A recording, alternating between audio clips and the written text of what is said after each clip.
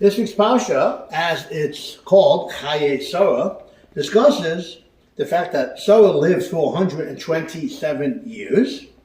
Then she came to her ultimate demise. She passed away.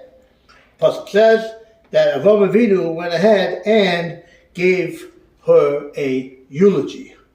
As they say in Yiddish, as a Vidaf sign, as he should, as to be expected. Okay, so Rashi discusses the juxtaposition of the Akedah, the binding of Isaac, in the end of last week's Parsha, Parshas Vayeru, and the beginning of this week's Parsha, which discusses the death of Sarah. But Rashi does not just bring that explanation, which we'll say in a second, right away.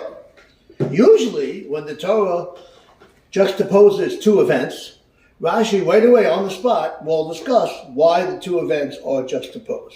Question number one is why Rashi does not say right away that there's a connection between the Akedah and Sarah's death. He discusses it in the next verse.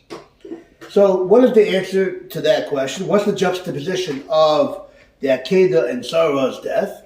It's because Sarah died because of hearing about the Akedah.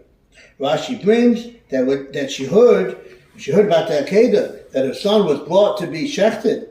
Uchema shalo nishkat, and he was almost not slaughtered. Meaning, so I'll explain in a second. Her soul went away, and she passed away.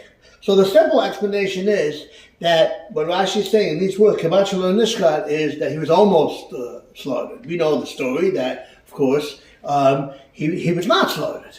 But that's the way the Maharal and others explain the Rashi, that the whole idea that he almost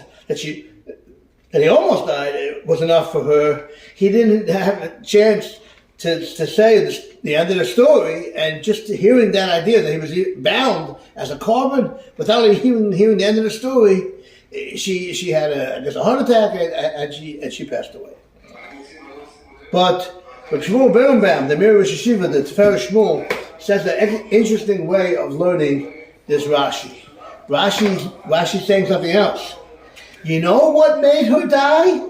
Kemat shalo nishkat. The fact that he almost wasn't slaughtered. Meaning, literally, that he wasn't slaughtered.